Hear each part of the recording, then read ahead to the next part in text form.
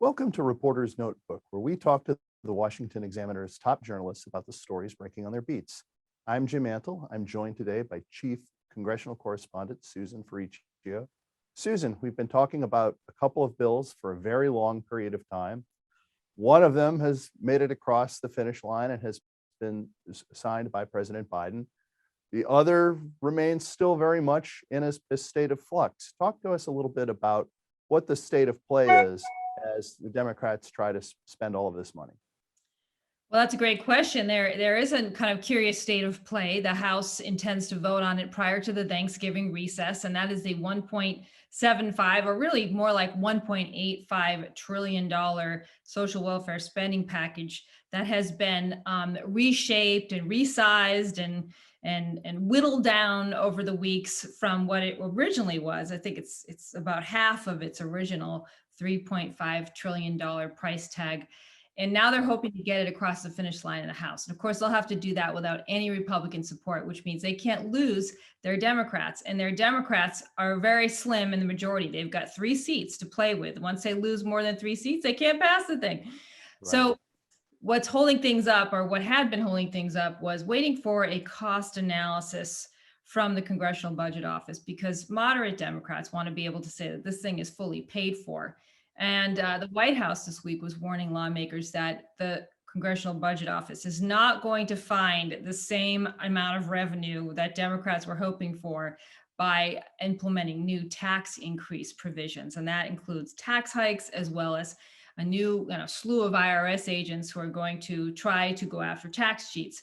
Apparently, that's not going to bring in the amount of revenue they hoped. So there's some concern that this thing will not, in fact, be paid for or come without any cost, as Democrats love to claim right now, this big bill.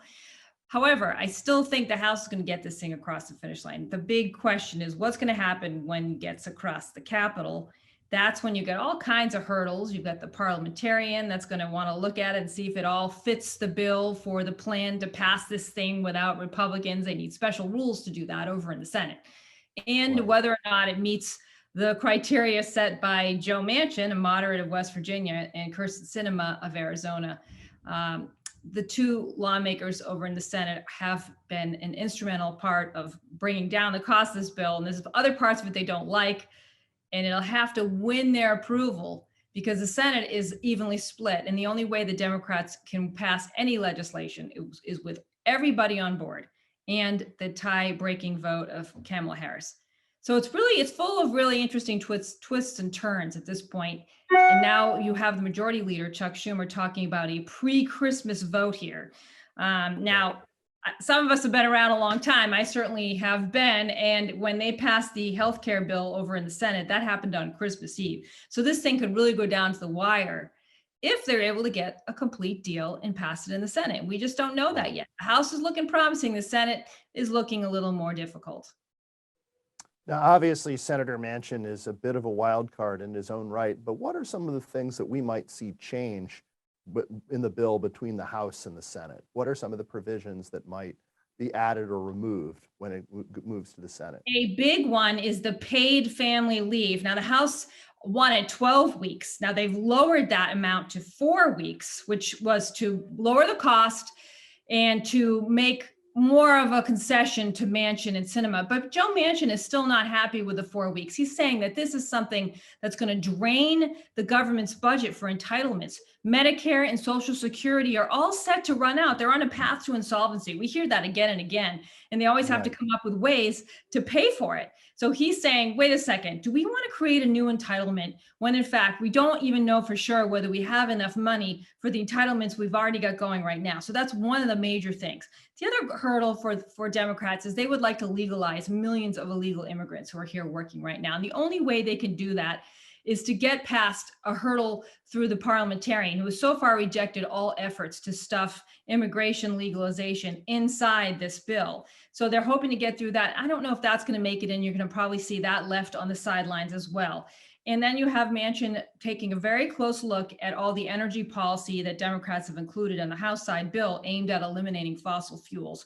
A lot of that was negotiated with him ahead of time, but he's still someone, he's going to be the final say, because not only is he chairman of the Energy Committee over in the Senate, he's from West Virginia, the former governor, and has been staunchly opposed to efforts to zero out fossil fuels, which is what Democrats would like to do.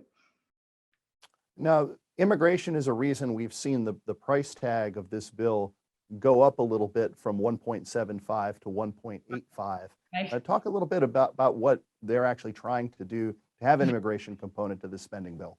Well, the only way you can include that in a bill that escapes the need for Republican support is by showing the parliamentarian that this thing has a budgetary impact.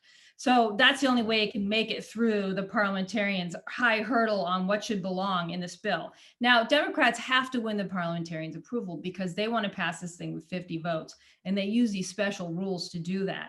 So everything within the bill has to comply. One way to do that is to say, well, there is a budgetary impact by making these, by providing a legal remedy for these people living here illegally. It's not a pathway to citizenship, but it does let them stay here for on a 5-year plan, renewable, if that becomes law. The problem is that the parliamentarian is, people predict, is likely to say that that's just very tangential impact, and it's really not the kind of provision that would normally make it through under this kind of procedure. But that's one reason the Democrats upped the price tag a little bit, to try to show that this indeed belongs in what we call a reconciliation bill. In other words, it passes with 51 votes. Normally in the Senate, legislation requires 60 votes. And that's why the Senate's a lot different from the House. Things move more slowly. Republicans are a lot more powerful, rather the minority. And right now, Republicans are in the minority. So they're certainly not going to get 10 Republican votes on this bill. They're not going to get 1 Republican vote.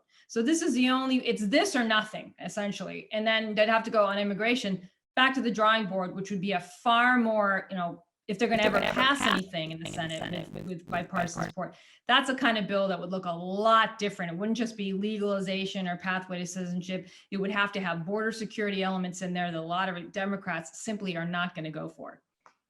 Right. And the Senate parliamentarian hasn't always done what liberals have wanted. No, and they can overrule the parliamentarian too. That's hard to do, and it's unlikely to happen. You already hear Democrats even saying that they wouldn't vote to overrule the parliamentarian. That's a big step, and it sets, the Senate I think you and I have talked about this before on this reporter's notebook. The Senate operates off precedent. So people are wary of setting precedents like overruling the parliamentarian. Now, in the past, when they haven't been happy, I think Republicans fired their parliamentarian because he didn't rule the way they wanted. So there's all kinds of things that could happen for them. It depends how badly they want this. How badly do they want to include this? And now you have to look at poll numbers and what the public is focused on right now. They're focused on inflation. They're focused on every time they go buy gas, it costs a whole heck of a lot more than, 3 months ago even, or last year. So people are really worried about their pocketbooks and their wallets. This is a deadly, deadly formula for the upcoming midterms, because people go to the polls, straight from the grocery store, like, is my life better or worse? So are Democrats going to hone in on this immigration? The timing may not be right for them to do something like this. So if you look at the overall picture, I think it's, they may drop it if the parliamentarian doesn't allow it and say, well, we'll have to pick it up another time. Or they'll say, this may be our last chance. We may not be in power in 2022, or we probably won't be according to the polls. This is our only chance. Let's just gun it. Let's try to pull this off. And I think that's what they're thinking about right now. I mean, that's sort of the dilemma for Democrats with this whole bill, right? I mean, you had liberals didn't want infrastructure to be passed first. Took a leap of faith. They supported it. But you have to wonder, is this your last chance to do anything? So you're going to just do it and the electoral consequences be damned? Or is this the best way to keep the momentum going, show that you can get some wins, and maybe do better in the election than you currently are projected to do? Yeah, and they debate this. The Democratic leadership says, yes, that's exactly it. Let's pass more. And then we're going to go out today. The speaker was talking about going out on the trail after this thing becomes law and really campaigning on what's in it so that people can see the benefits in their lives.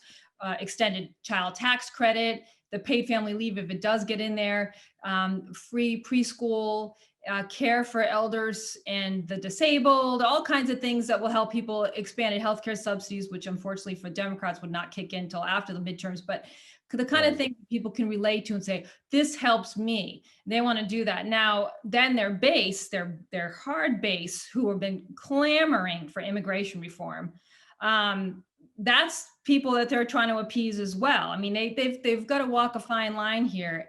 Now, if you talk to the moderates are saying, well, wait a sec, we're really worried because people come up to us in the grocery store and say, what are you going to do about this?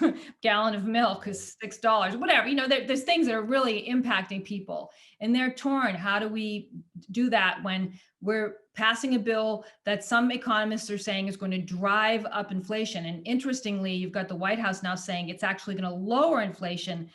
But that's tough now. Now they've laid down that marker. Now they've said our bill is going to lower inflation. And you know what? The Republicans are going to hold them to that. So inflation, which is expected to continue or perhaps get worse, according to economists, is going to be happening potentially while Democrats are out there saying, we said this was going to lower inflation. That's a broken promise kind of situation where that can really come back to haunt them come November 2022.